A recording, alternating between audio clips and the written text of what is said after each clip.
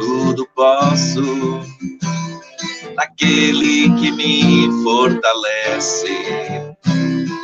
Nada e ninguém no mundo vai me fazer desistir. Vou perseguir tudo aquilo que Deus já escolheu para mim. Vou persistir, e mesmo nas marcas daquela dor, do que ficou, vou me lembrar, realizar o sonho mais lindo que Deus sonhou. E em meu lugar está, à espera de um novo que vai chegar. Vou persistir, continuar a esperar e crer, e mesmo quando a visão se turva e o coração só chora, mas na alma a certeza da vitória eu vou sofrendo, mas seguindo enquanto tantos não entendem, vou cantando minha história, profetizando que eu posso, tudo posso.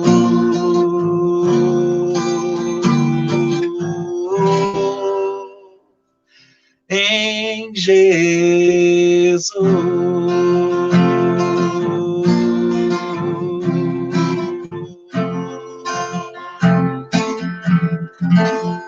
Boa noite, Jaque. E aí, minha querida?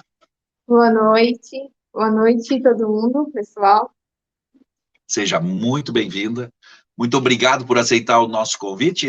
Deus é que sabe tudo, né? Deus faz novas todas as coisas e a gente tudo pode naquele que nos fortalece. Dá o seu like, compartilha essa live, conta para nós um pouco de toda essa história de 23 anos e, logicamente, especialmente desses últimos tempos aí da tua vida aí.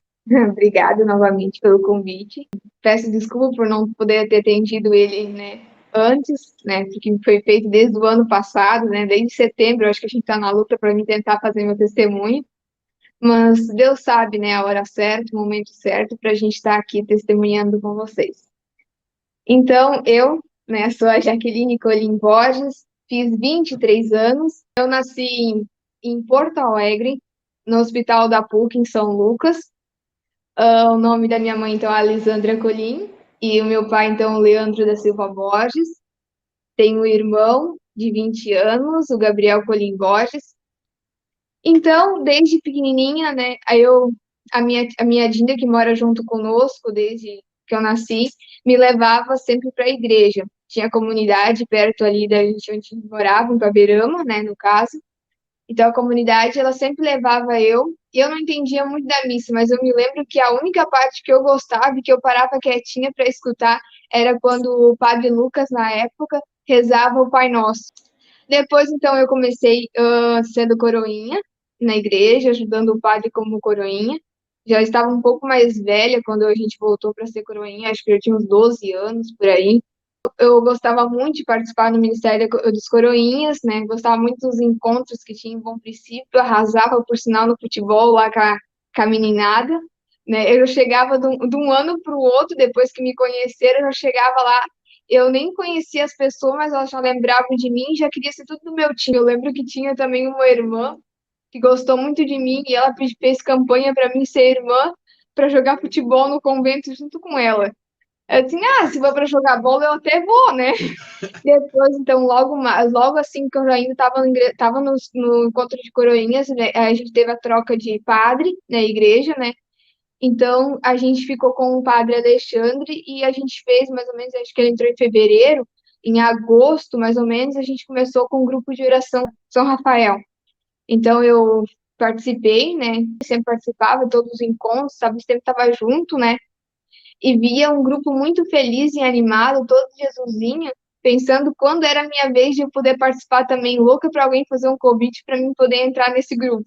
E eu lembro que quando eu estava já trabalhando no posto de saúde, né, a Camila me fez o convite.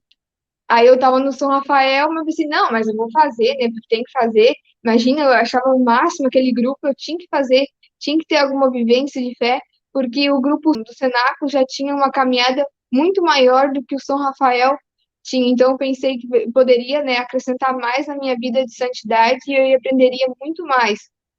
Então a gente aceitou e logo depois, então em sequência, eu já estava no Cenáculo de Maria, já fiz o Cenáculo e já estava no Cenáculo. Então sempre foi caminhando, sempre durante a minha vida, sempre para a fé, sempre para o caminho de Deus e sempre indo um após o outro, sabe? Ali, indo na missa, depois coroinhas, depois coroinhas já foi o grupo São Rafael, depois de São Rafael já foi o Cenáculo. Eu, 2 anos, acho que de Cenáculo, eu vim me mudar para Lajeado. Eu saí de Paverama, vim para Lajeado, porque eu tinha terminado o ensino médio, então vim para Lajeado para cursar enfermagem e trabalhar também aqui no hospital, porque já Paverama já não tinha mais hospital, né? Quando a gente escuta o lema ali, assim, eu não sabia a história da música, né? Aí depois, assim, que a gente descobre a história da música, por que ela foi feita, né? Da onde veio a composição, né? Se identifica muito com ela, né? Só que, assim, muita coisa que a gente vai sendo preparada para enfrentar na vida, a gente não entende o porquê daquilo tá acontecendo naquele momento, naquele instante, entendeu? E por que que eu tinha que fazer naquela época o Cenáculo de Maria? Por que que tinha que ser aquele lema, entendeu? Por que que ela não pôde esperar mais um pouquinho? Então a gente vai depois conseguindo entender por que que tinha que ser naquele momento, que Deus está preparando a gente para aquele instante, sabe? E porque eu, sabe, assim, estava na missa naquele momento, precisava e queria acompanhar sempre. Eu acho que vivência de fé seria isso que foi o mais importante, sabe? A estrutura de fé e ter um caminho, mesmo que tenha sido pequeno, mas o suficiente, e aproveitar do máximo possível, porque quando eu estava nos coroinha, eu aproveitei o máximo possível. Eu ia em quase todas as missas porque eu queria ser coroinha em todas as missas, né? Eu participei de todos os encontros porque eu gostava muito de estar lá participando, gostava de cantar a musiquinha junto com o bispo lá, né? Cuidado, cabecinha, o que pensa? Então, a gente não esquece nunca mais. E depois de poder participar do grupo de jovens, e entender que depois já era o momento de eu ter feito o cenáculo naquele momento, porque depois ter outro suporte, né, para a gente se apegar, porque quanto é importante a gente ter algo a se apegar e um grupo para acompanhar e viver a vivência de fé na igreja. Então, já morando aqui em Lajeado, cursando, então, graduação de enfermagem, 2 anos de faculdade, né, em fevereiro de 2018, então veio um diagnóstico não muito legal, né? Eu me sentia cansada, fraca, indisposta, com muita dor de cabeça. Eu voltei para casa e acabei passando mal em casa com meus pais, com toda a minha família, sabe? Eu poderia ter passado mal em casa, sozinha no meu apartamento, não aconteceu isso. Eu podia ter passado mal durante o meu trajeto de ônibus até Paverama, não aconteceu isso. Sabe, Deus ainda preparou tudo bem certinho, sabe? Eu estava junto da minha família, em Paverama, com meus pais, todo mundo ali, a gente estava sentado, eu estava sentado na mesa normal, comendo, de recém-comido, e eu fiquei com uma falta de ar. Senti uma falta de ar muito grande, coloquei a mão no peito, né? 1 hora mais ou menos antes disso, eu já tinha dito para minha mãe que não estava me sentindo legal, não estava muito bem. Então, foi tudo onde aconteceu. Então, como eu estava em Paverama, eu fui levada para o Hospital Teutônia, ali, que a gente é referência, então, para nós, Hospital de Teutônia, e ali fizeram os primeiros atendimentos. Segundo a técnica de enfermagem que me levou de ambulância até o hospital, perguntou se tinha acontecido alguma coisa no meu trabalho, no meu emprego, porque eu estava com ansiedade, né, com os batimentos alterados, com a frequência cardíaca alterada e com a saturação, no caso, o oxigênio baixo. Só que quando o médico foi me avaliar lá, ele notou que eu estava muito pálida, muito branca, que eu tinha manchas no corpo, né, que eu não sabia, hematomas, que eu não sentia dor, né. Então, que ele fez o primeiro exame, disse que eu precisava urgentemente de um hematologista, porque eu precisava de uma transfusão de sangue, que eles não teriam suporte ali para mim, e que eu teria que procurar outro hospital. Então, eu falei que eu trabalhava no Hospital Bruno Bora e fui, então, para lá de carro, né? Assinei a auto, meus pais assinaram a auto e a gente foi imediatamente para o Hospital Bruno Bora, que era onde eu trabalhava e onde eu residia. Lá, né, naquela madrugada, não fizeram mais nada comigo, apenas repetiram todos os exames de sangue novamente, né? E o médico, olhando apenas o exame que a gente tinha levado do hospital de Teutônia, disse bem assim para mim e para minha mãe: acho que é uma possível leucemia. Antes de fazer qualquer outro exame ali da competência deles, né? Só dizer, uma possível leucemia com os teus exames aqui do hospital que tu esteve. Só que agora, de madrugada, a gente não vai conseguir fazer mais nada, né? Eu vou repetir todos os exames novamente, né? E de manhã vamos aguardar por um hematologista vir te avaliar. Então, tá, né? Naquele primeiro momento, sinceramente, eu e minha mãe, né, nós caímos aos prantos, né? Porque a gente chorou, porque a gente, né, foi o primeiro choque de tudo, né? Então, sim, a gente chorou, a gente ficou, assim, bem assustada, né, bem abalada, mas nada se confirmava. Então, a gente não podia divulgar nada concreto, porque nada, assim, ainda era concreto, a gente não tinha, né, o diagnóstico completo. No outro dia de manhã, começaram de novo a fazer exames e exames, até que, então, numa quinta-feira, a hematologista, por descargo de consciência, porque, assim, eu recebia sangue, normalizava num dia, no outro dia já caía tudo de novo, eu precisava de sangue novamente, né? Então, ela, né, por descargo de consciência, nós vamos fazer uma biópsia. Já no hospital, já não sentia mais aquela palpitação toda no peito, porque eu recebia o sangue, né? Era a falta de sangue que dava o aumento, né, do batimento cardíaco. Na sexta-feira, eu fui diagnosticada com leucemia linfoblastica aguda, a LLA. E, para surpresa da doutora e de todo mundo, né, eu tipo, fiquei aliviada por ter descoberto que eu tinha, né, por mais que era uma doença difícil, né, todas as complexidades que é, eu fiquei feliz por ter diagnosticado, ter souber o que era, entendeu? Fizeram o diagnóstico, assim, tá, agora que a gente sabe o diagnóstico, bora para a cura, né, vamos fazer o tratamento, a gente vai conseguir, vamos fazer ali, aí a doutora me explicou 7 meses de quimioterapia, teu cabelo vai cair, né, mas assim, 80% de chance de cura, e vamos lá, né? Vai dar tudo certo. 8 sessões de quimioterapia começando amanhã. Bem assim, começando amanhã. Então tá, bora lá.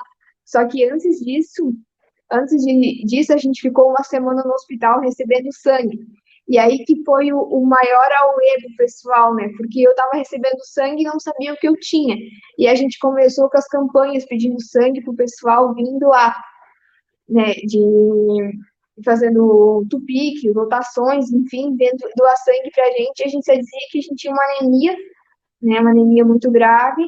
Eu transfundia sangue num dia, no outro já caía de novo e precisava refazer a transfusão novamente. Eu fiquei muito anêmica, né? Porque daí já tinha antes, né, um fluxo bem intenso, né? Mas aí piorou bastante, né? Ainda mais com plaquetopenia, quer dizer que as plaquetas estão baixas, então tu não tem mais aquela segurança de coagulação do sangue. Então, né, o sangue entrava e já saía. E assim ia. Agravava muito mais a situação e eu precisava então de mais transfusão de sangue. Por isso, as campanhas de doação de sangue nunca paravam para mim, porque eu precisava muito sangue. Segundo a Hemovalha aqui de Lajeado, foi a maior campanha de doação de sangue que teve em fevereiro de 2018 para mim, né? Então, já é um agradecimento muito especial para todos vocês que estão me assistindo, que ajudaram e doaram e estavam ali junto com a gente, né? Eu tive a relação ali, era 450 pessoas foram doar sangue para mim. E teve pessoas que foi doar mais de uma vez, então esse número, né? E depois disso eu não tive mais controle, sabe? Foi, não sei se foi 500, passou, né? Porque daí ao longo do período de tratamento foi mais doação de sangue. Então, assim, 450 pessoas foram lá no Hemocentro, no Hemovale aqui de Lajeado, e disseram, quero fazer doação de sangue para Jaqueline e Colim Borges. Então, meu muito obrigado, né? Eu não poderia deixar de agradecer nesse momento. Então, após isso, então, o diagnóstico que eu fiz, 8 sessões de quimioterapia que levaram mais ou menos até setembro de 2018.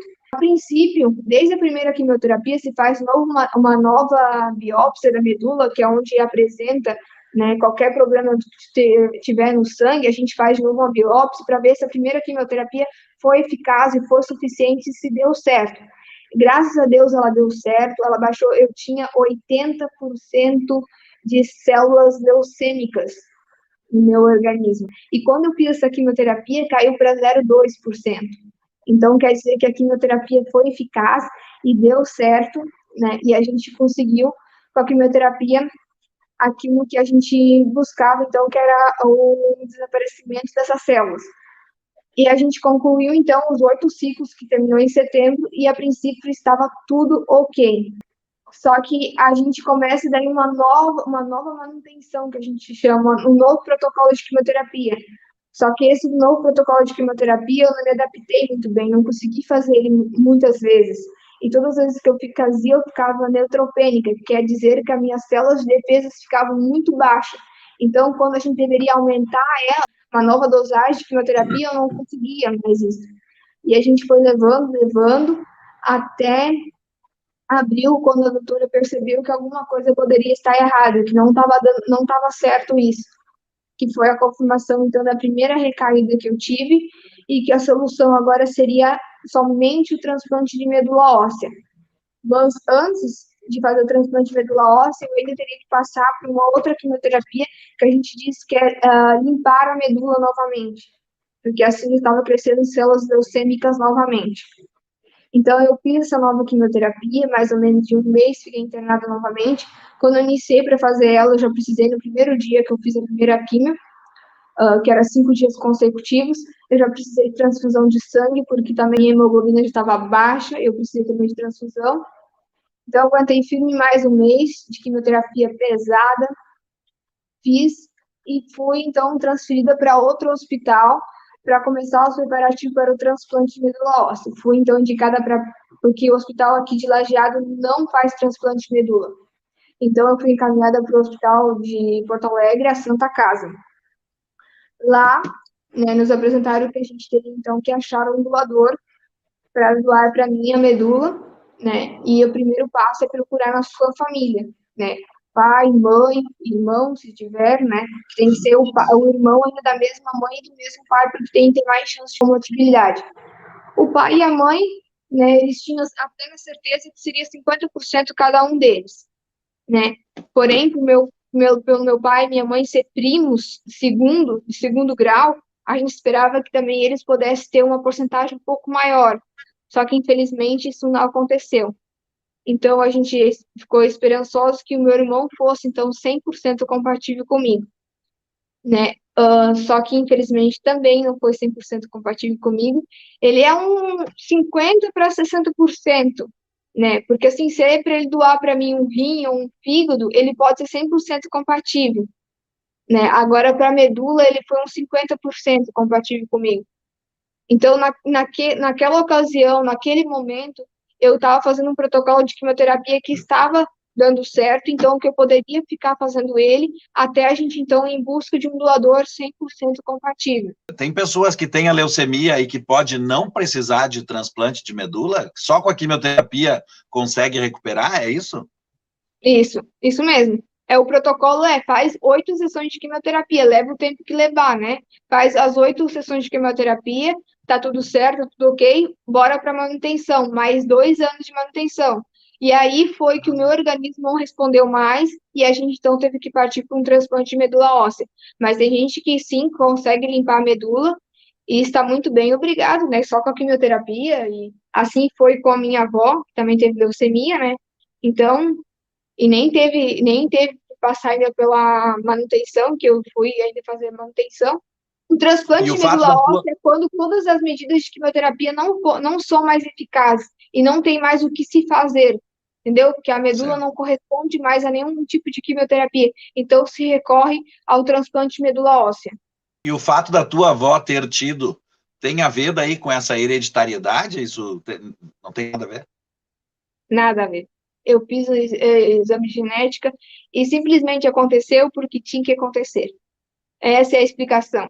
Não foi porque a Jaque estava anêmica, não foi porque a Jaque não se alimentava, não foi porque a Jaque, né, não tinha uma vida, sei lá, saudável que eu tinha, mas, né, não foi, tinha que acontecer, né? Essa é a explicação, né? Que tinha que acontecer, então aconteceu. A medula óssea produz, né, as células para o nosso corpo todo, né, no caso, né? Só que a gente tem um determinado número de células brancas e das células vermelhas.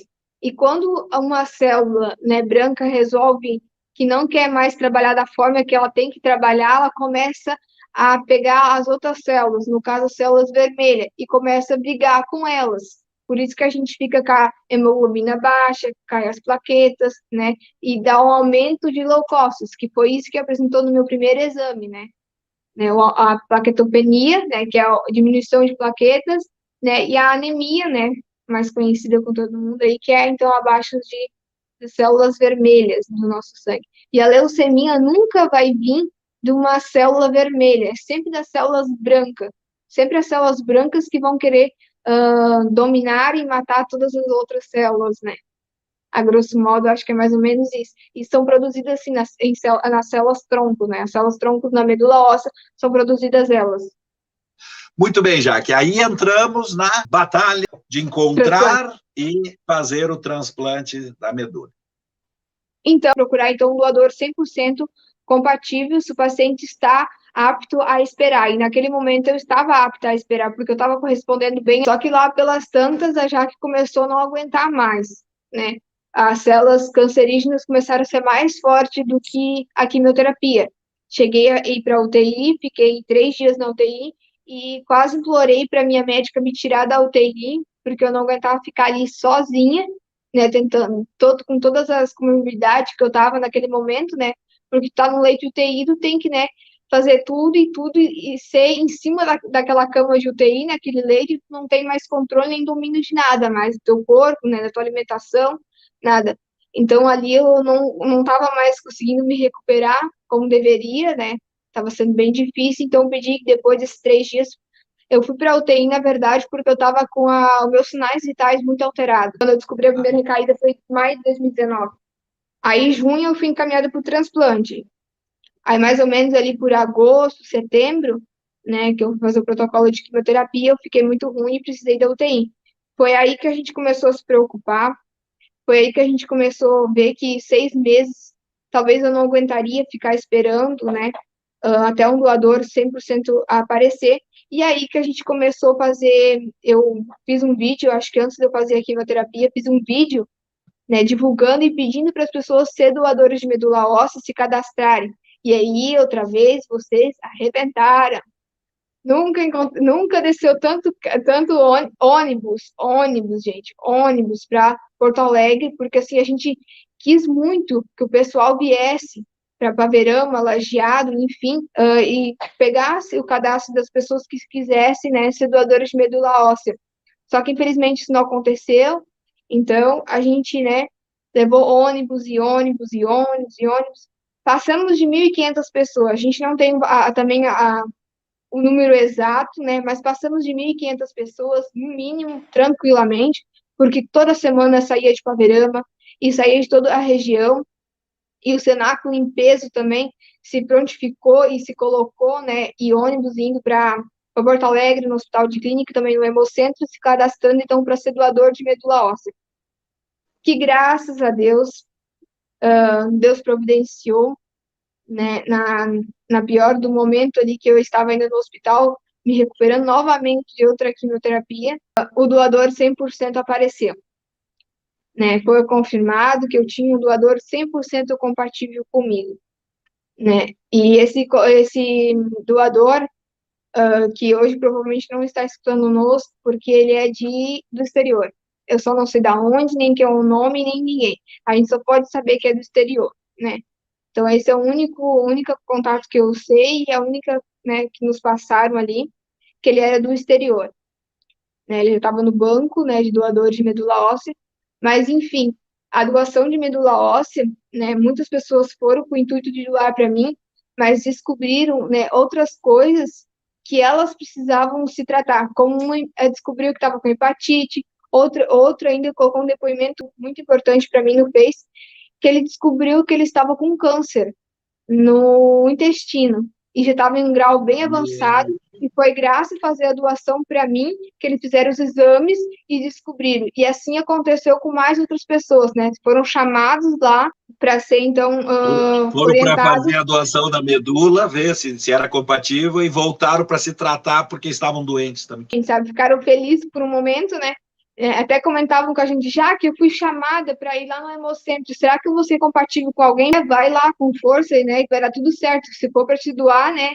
Faz o possível para doar para qualquer pessoa no mundo que esteja precisando, né? Então, a minha campanha, né, ajudou também pessoas a encontrarem, né, coisas que talvez não iam buscar e poderia estourar de outra forma, assim como estourou para mim, de uma forma mais, né, impactante. Além de ser um transplante de medula óssea, ele é o único transplante que pode doar em vida, e mais de uma vez.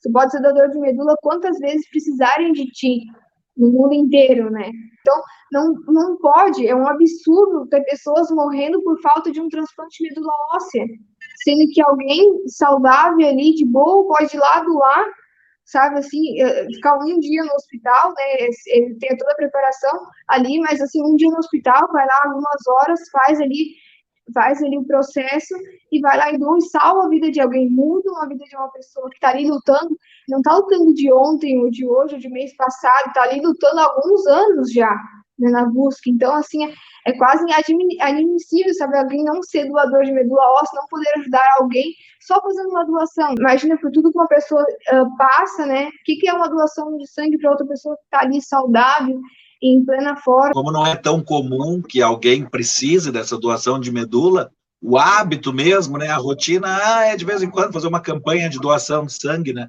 Quanta gente que certamente foi despertada para isso através do teu caso, né? Então, lá pelas tantas, depois de ter descoberto que eu já tinha um doador 100% compatível, né, eu novamente tive, então, a segunda recaída da doença, né? Quando a gente pensava, então, agora eu vou fazer o transplante, fomos fazer a biópsia, né, para poder fazer o transplante, só que, infelizmente, já tinha novamente mais células leucêmicas de novo, e eu não poderia fazer o transplante, porque para fazer o transplante tem que estar com a medula limpa. Então, eu tive que voltar para o hospital novamente e fazer um novo protocolo de quimioterapia. E esse novo protocolo de quimioterapia foi muito, muito forte, né? A gente acabou ficando ali, entrando janeiro e dezembro lá dentro, né? Para se recuperar, porque ele foi meio que forçado para fazer, porque assim, as minhas células não estavam boas para fazer. Eu não tinha ainda defesa suficiente para receber uma quimioterapia. Então, a gente meio que forçou para conseguir fazer a quimioterapia e eu acabei ficando, então, 28 dias internada no hospital tentando me recuperar. E nesse meio tempo, a gente, né, buscou por um leito o mais rápido possível para poder fazer o transplante. Só que, infelizmente, a gente não tinha leito, não tinha lugar nenhum leito e a gente não sabia para onde a gente ia recorrer, porque eu não poderia ficar continuando fazer mais quimioterapia, né, fortes, que sustentavam, né, no caso, sem a doença. Então, a gente foi para as mídias, divulgamos que a gente estava sem leito e que era a única coisa agora que faltava era um leito, porque, assim, é difícil também encontrar um doador 100% compatível, né? É a cada 100 mil doadores, né? A gente encontra uma pessoa compatível consigo. Então, eu no Brasil, eu tinha 3 pessoas 80% compatível comigo e uma no exterior 100% compatível comigo.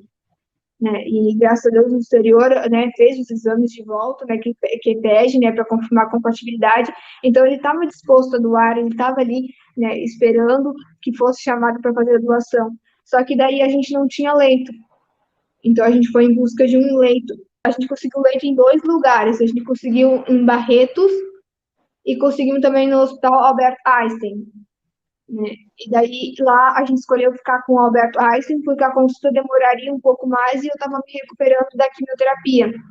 Só que quando eu fui fazer a biópsia de novo para poder comprovar que a minha medula estaria limpa e apta para fazer o transplante, eu infelizmente estava novamente com células cancerígenas. Então, ali em um período de um mês que eu estava me recuperando de uma química, eu fiz a biópsia e descobri que já tinha células leucêmicas novamente. né, e caiu de novo todas as chances que a gente poderia ter ido para o Albert Einstein fazer o transplante. Então, a gente veio com um protocolo novo de quimioterapia, só que esse protocolo novo de quimioterapia era uma medicação caríssima, que a gente só conseguiria, né, entrando via judicial, porque cada dose dessa medicação custaria em torno de R$ 10.000. E aí eu precisava de 17 doses dessa medicação. Aí vamos à luta novamente, né? Vamos pedir, vamos fazer vaquinha, o que a gente vai fazer? O que a gente precisa agora, né? Foi uma noite, a minha mãe recebeu de madrugada uma ligação de uma família de Alvorada, com 14 doses disponíveis na sua geladeira, na sua casa, para doar para mim. Eles tinham perdido a filha, com certeza foi um dos meus anjos lá do céu. Então, assim, ela, né, não pôde fazer, ela começou, só não conseguiu concluir, né, infelizmente. Então, o pai dela fez a doação, então, de 14 doses de medicação. Então, eu recebi a informação numa semana que eu precisava dessa medicação, na outra semana eu já estava com 14 das 17 doses iniciais que eu precisaria. A gente conseguiu, então, fazer as doses de quimioterapia, conseguimos as outras 4 também por doação, né? A gente fez campanha, fizemos doação, e a gente conseguiu, então, completar o ciclo de quimioterapia que eu precisava. Fizemos a biópsia e, graças a Deus, a minha medula estava limpa, zerada, e eu poderia novamente estar apta a fazer o transplante. Só que aí o leito, a gente conseguiu uma consulta em São José do Rio Preto, no hospital de base, para fazer uma consulta lá. Então, a gente escolheu se a gente começava um novo ciclo de quimioterapia ou se a gente ia lá para consulta. Então, a gente decidiu ir para consulta para ver, né, como é que seria e se eles teriam a possibilidade de fazer o transplante, então, o mais rápido possível, que foi o que aconteceu. Só que nesse mesmo dia que eu consegui a consulta, eu consegui também da Secretaria de Saúde do Estado um novo ciclo de quimioterapia, o segundo ciclo que eu precisava. Então, lá eu consultei, né, ele disse que eu poderia fazer imediatamente então, um transplante, que eles teriam um leito para mim. Então, a gente começou a fazer os preparativos que precisava, os exames, né, tudo que precisava, só que antes que os exames ficassem prontos, como demoraria, por função que a gente já estava numa pandemia, né, a gente voltava para o Rio Grande do Sul e fazia mais um ciclo dessa quimioterapia de 30 dias que eu já tinha em casa. Então, eu voltei, fiz de novo mais um mês e retornei para São José do Rio Preto, então, para começar os preparativos para o transplante de medula óssea. Tenta, sei lá, explicar para a gente como é que era isso aí. Pô, estamos chegando, pá, dá uma coisa, começa de novo, aí agora vai, aí faltou, não sei.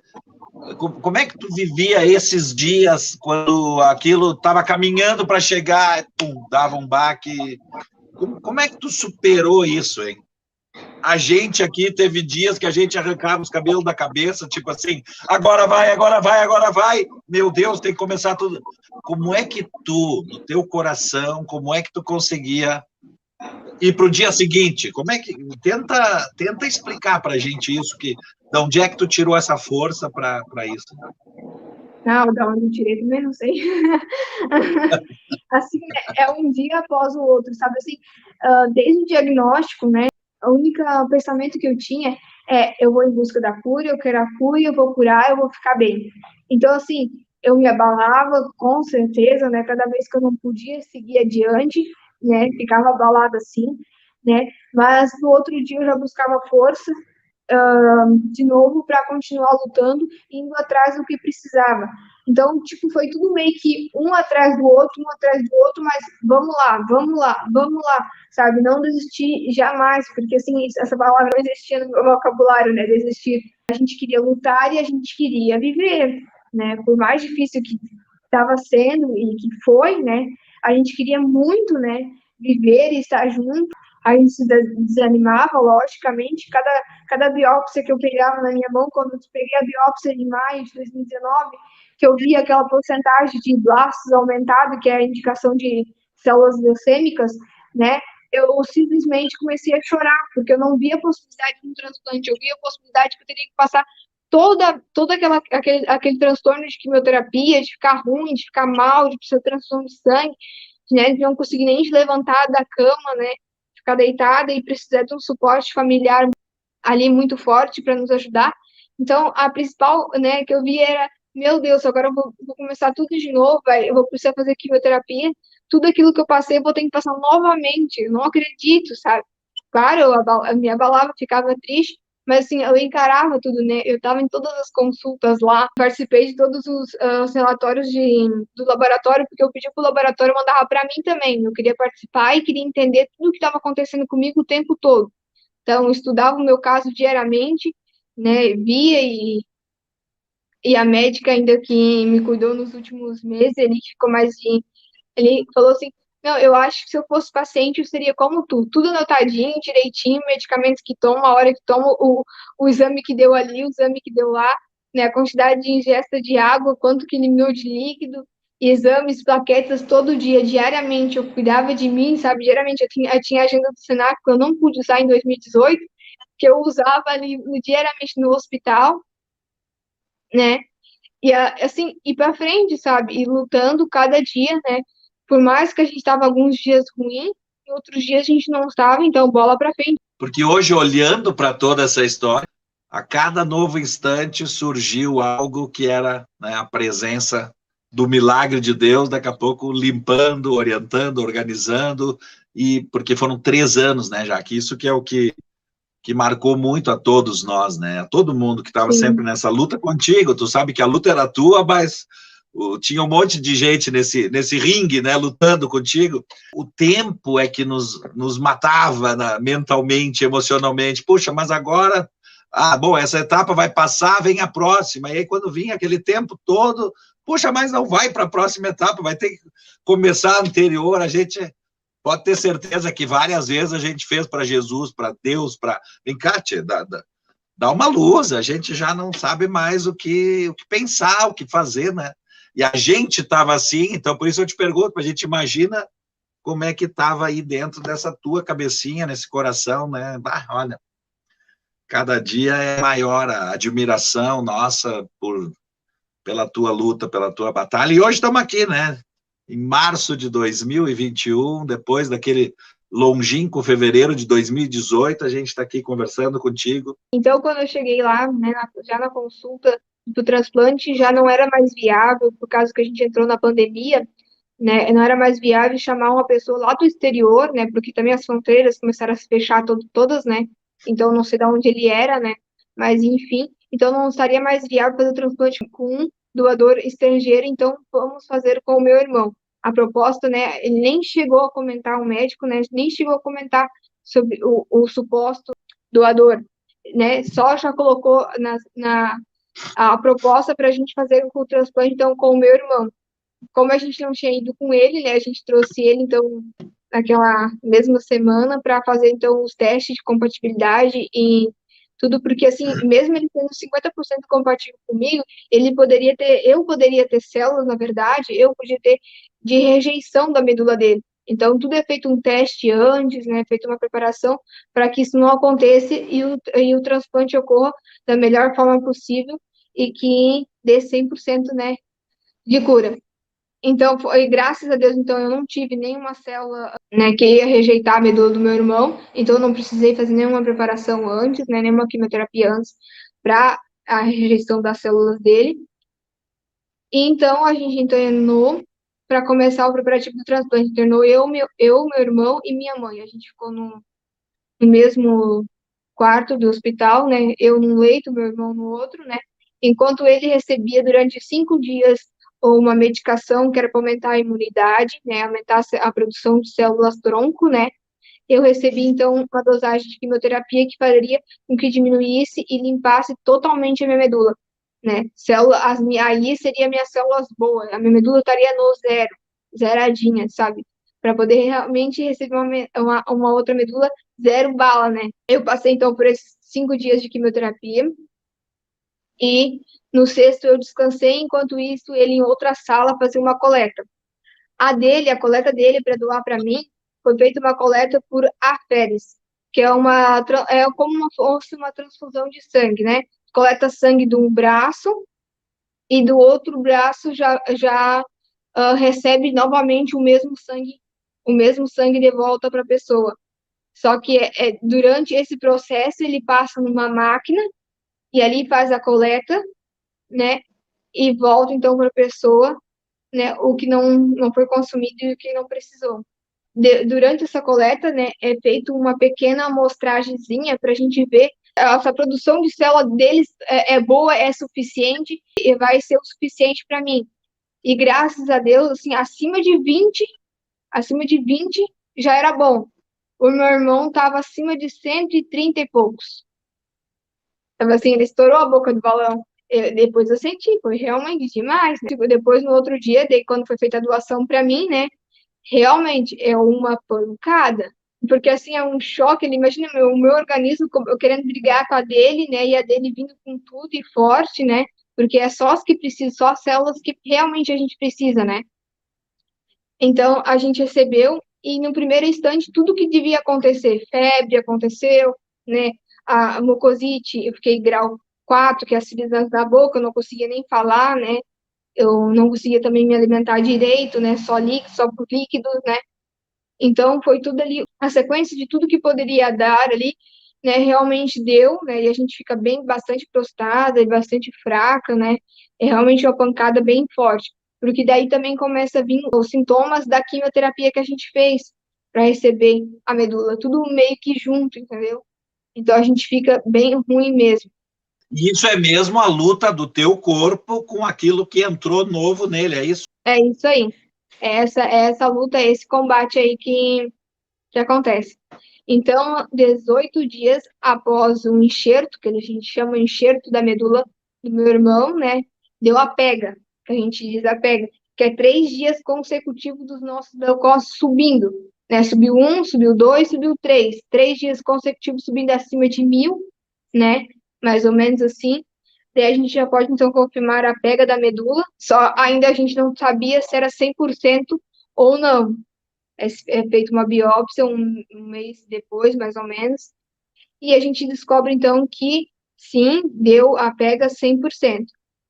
Só que aí tem todo o desafio de um novo corpo estranho, né, querendo adaptar-se, né, num outro corpo.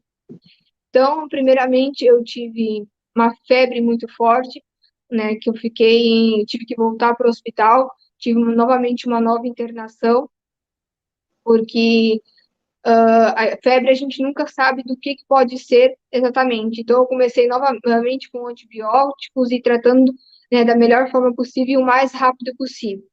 Tudo bem, passei mais ali uma semana no hospital, voltei para casa, e nesse meio tempo que eu voltei para casa, eu estava bem. Deitei para dormir. No que eu deitei para dormir, eu não lembro de mais nada do que aconteceu.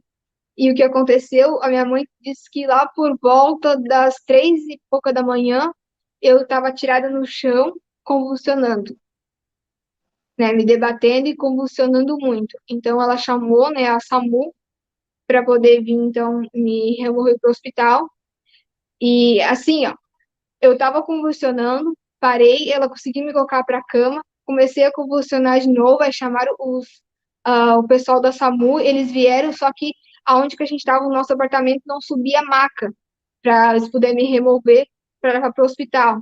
Então, do quarto onde eu estava até eu conseguir chegar na maca, passar por elevador, tudo, eu não convulsionei. Foi só chegar na maca, eu entrei quase entrando para dentro da ambulância, eu comecei a convulsionar de novo.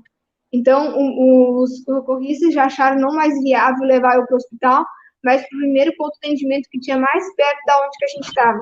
Então, fizeram o primeiro atendimento, né? Eu não lembro de nada do que aconteceu. Eu fui começar a me lembrar e saber onde eu estava e começar a me questionar o que estava acontecendo comigo.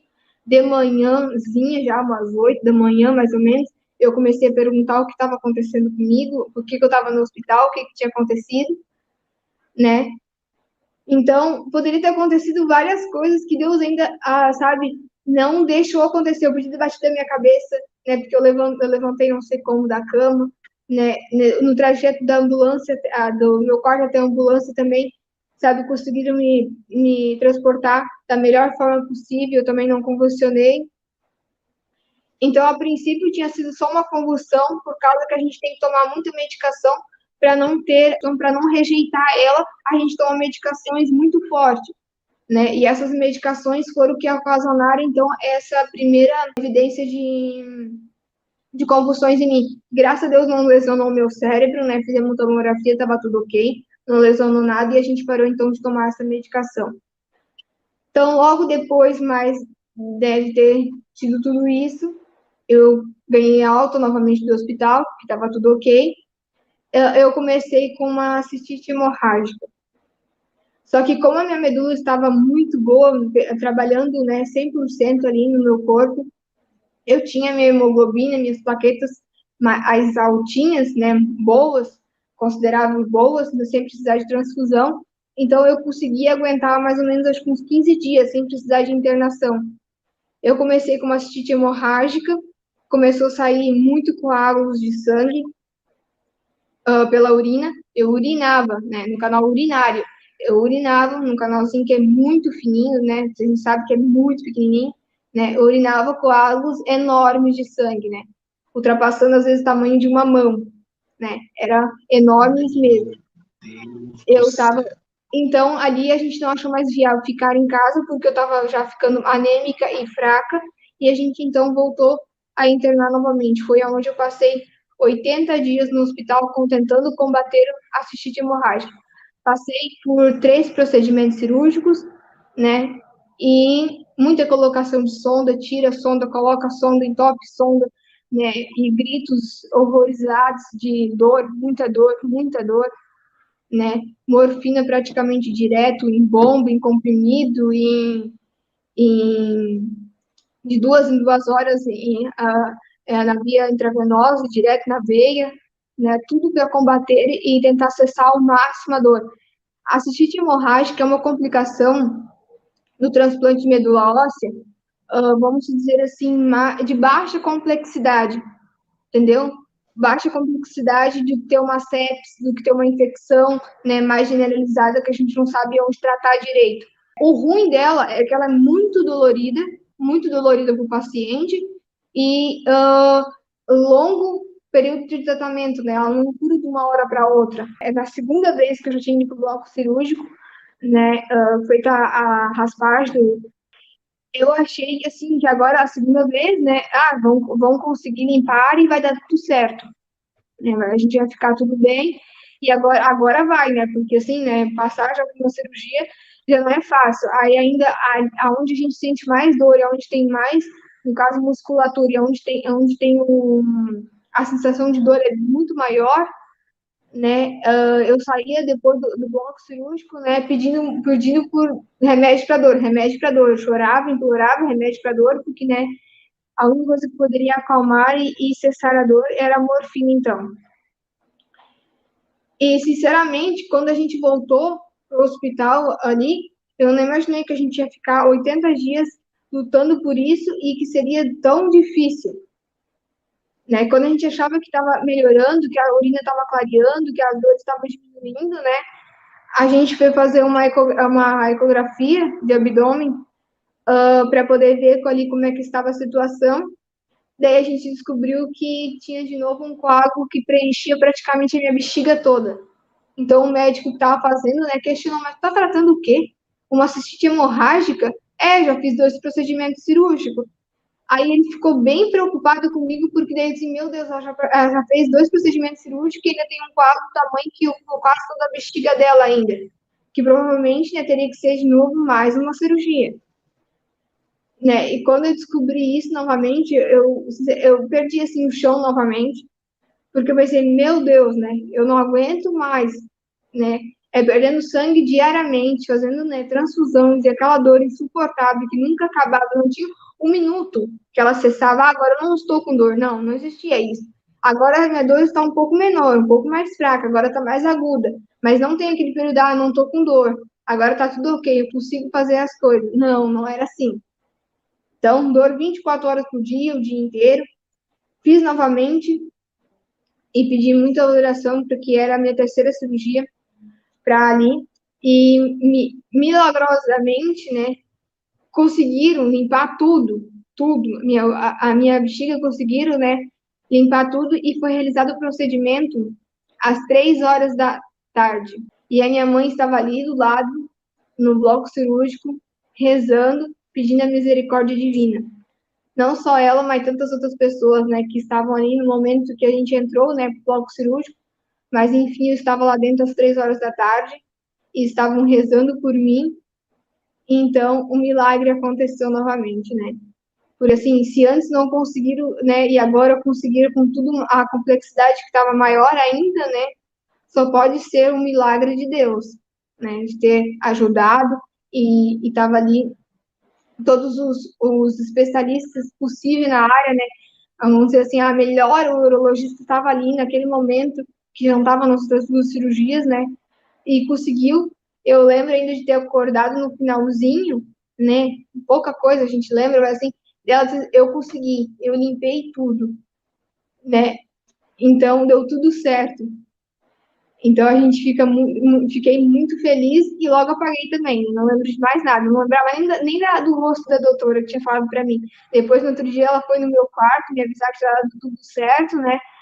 E eu eu não lembro de ela, assim, não me lembro quem era. Se tu não falasse que era você, eu não me lembrava, assim, não, mas tudo bem, deu certo e agora a gente vai conseguir.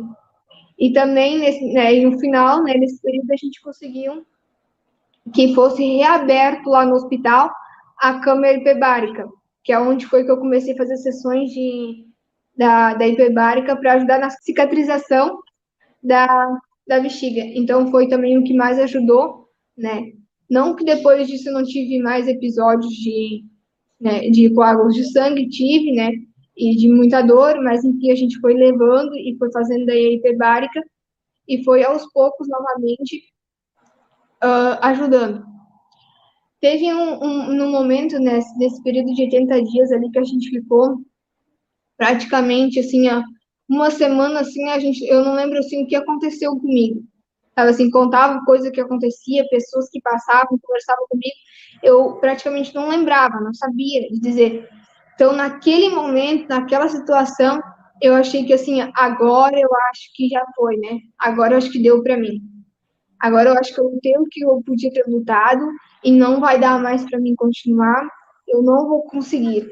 Sabe assim, teve lá pelas tantas, né? Porque a dor era tanta, era insuportável, né? Tanto que eu tava drogada praticamente de morfina, né? Só dormia o dia inteiro, tava deitada na cama dormindo, né? Não conseguia mais me levantar e nem lembrava das coisas que aconteciam comigo. Então eu pensava assim, agora eu acho que, né, já não vai dar mais para mim, perdendo esse tanto de sangue todo dia, né, e essa dor imensa. Só que foi daí novamente que a gente pediu novamente as orações de vocês e que vocês intensificaram e que nos deram força, porque muitos relatos, né, diziam, força, Jaque, vamos lá, nós estamos contigo, vai dar tudo certo. E agora, depois que eu voltei, muitas pessoas me falaram, meu Deus, eu olhava aquelas tuas imagens, tuas fotos, não queria nem ver, achava, né, que dava, sabe, aí eu via, sabe, assim, o impacto que causava nelas e a força que elas me transmitiam, sabe, elas não me transmitiram nenhum momento de fraqueza, assim, de ficar apavorado, que não ia dar certo e preocupados, só diziam que estavam rezando por mim, que tudo dava certo e que tudo daria certo e que era para mim continuar firme e lutar só mais um pouquinho. Então, eu lembro que quando eu saí, a fisioterapeuta chegou no meu quarto e pediu, Jaque, vamos fazer fisioterapia? Aí eu pensei, meu coração tá batendo, eu tenho força, vamos lá, mais um pouquinho, que tudo vai dar certo. Vamos lá, vamos levantar, vamos começar, né, a caminhar novamente, fazer os exercícios novamente, tudo vai dar certo. Foi, então, depois de muita luta, que a cistite hemorrágica cedeu por completo, né, e eu consegui ganhar alta hospitalar. Né, precisei novamente mais uma vez de transfusão de sangue ali, acho que na primeira semana de dezembro do ano passado eu ainda precisei de transfusão de sangue, porque ainda deu um fluxozinho de sangue, mas depois disso, né, comecei a melhorar progressivamente cada vez mais, então veio a alta definitiva do caso do hospital para a gente poder vir para casa e poder comemorar com toda a minha família o Natal. E antes disso, eu consegui uma missa lá em São José do Rio Preto. E a missa, naquele final de semana, era a missa de Cristo Rei. Cristo Rei Então, eu pude viver e me alegrar, né, a partir naquele momento da vida. Então, foi muito importante para mim ter participado e estado junto ali e ter tudo que eu passei, tudo que eu vivi, né? Tudo teve seu momento, sua hora, e Deus preparou da melhor forma possível. Não poderia ser de outra forma. Sofri muito, né? Chorei, gritei, né? Mas assim, foi como deveria ter sido, né? Tudo que a gente passou. Pode um serzinho desse ter sofrido tanto? Pode, né? A gente teve que enfrentar muita coisa dolorosa, né? Mas principalmente as orações de vocês, estando junto comigo no momento que eu às vezes não acreditava mais em mim mesmo, foi o que me fortaleceu e que me deixou em pé, né? A minha família, meus amigos e a minha segunda família, que eu sempre disse, o Cenáculo de Maria. Então, eu só tenho a agradecer muito a cada um de vocês, porque se eu pude voltar, né, para casa e comemorar o Natal em família, com a minha família, foi pelas orações de vocês e estar junto com vocês o tempo todo. Então, assim, muito obrigada. Não tem as palavras, né, que eu vou dizer que vai ser o suficiente para agradecer vocês. Não tem, sabe assim? A gente cai em lágrimas quando vai relembrar de tudo que a gente passou, né, e vivendo. Então, o maior momento ainda está gravado na minha cabeça, nas imagens, né? Eu, dia 20 de dezembro, entrando com Nossa Senhora no terço do Cenáculo de Maria, né? Eu já não, eu queria cantar a música, mas assim, né? Eu disse, eu não vou cantar a música porque não vai dar, porque eu começo a chorar. Aí a gente olhava o pessoal todo emocionado, chorando de me ver, né? E aí as lágrimas vieram de alegria. Tanto a gente ter chorado e ali, né, por infinitamente das dores, as lágrimas naquele momento eram de alegria, de poder estar junto com vocês, que era o que eu mais queria, sabe? Poder estar junto e poder agradecer e mostrar que sim, eu sou fruto da oração de vocês, mais do que tudo, né? Eu sou fruto da oração de vocês. Então, muito, muito, muito obrigada mesmo. E não dá mais para falar. A minha mãe está aqui junto comigo e eu estou aqui com a minha prima, então a gente está na casa dela, né? E só terminando, então, também de mensagem e pedindo que a gente continue em oração. Eu não estou em casa hoje porque, né, eu tenho um dever, vamos dizer assim, né, de cuidar e ajudar sempre quem nos ajuda e quem sempre esteja conosco, principalmente a nossa família, né? E hoje quem precisa dos nossos cuidados, que precisa da oração é a minha prima, que foi também diagnosticada há pouco tempo com um tumor no cérebro, né? Então a gente está junto, tá com ela e estamos vivendo novamente, né? Mais uma batalha em família e vamos vencer essa se Deus quiser, porque a nossa vida, como mensagem a gente deixa, né? Sempre vai ter altos e baixos, porque enquanto o coração estiver batendo para cima e para baixo, para cima e para baixo, a gente tem um motivo para lutar todos os dias. Agora, o dia que ele parar, que ficar numa linha reta, que não tiver mais sentido, né? A gente vai lutar pelo por quê e para quê. Então, né? Vamos lutar cada dia e essa vitória que chegou para mim também vai chegar para ela. A gente está aqui junto, né? Mas eu tenho certeza que todo o resto da nossa família está em sintonia. Eu já vi que o meu pai está aí também vendo, né? A minha Dinda, o meu irmão, né? Meus familiares de Porto Alegre, meus tios também estão vendo, meus primos. Enfim, todo mundo está também aí assistindo. E eu sempre estarei aonde precisarem de mim, aonde eu puder ajudar alguém que precise, assim como eu precisei.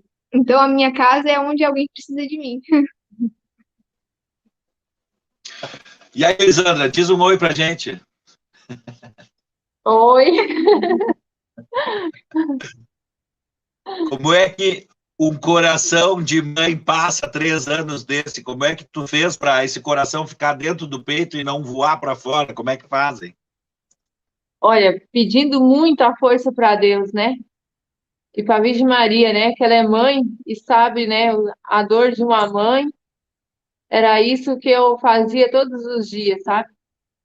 No hospital, de noite, não conseguia dormir, rezava. De tarde, terço da misericórdia, pedindo misericórdia para Deus. Pedindo para a Virgem Maria, que era a mãe, tinha um filho já na cruz, sabia a dor o que era ter um filho sofrendo, que ajudasse, que curasse, tivesse misericórdia. E aqui hoje estamos, graças a Deus, né? Com fé e podendo dizer que foi uma vitória, né? De Deus.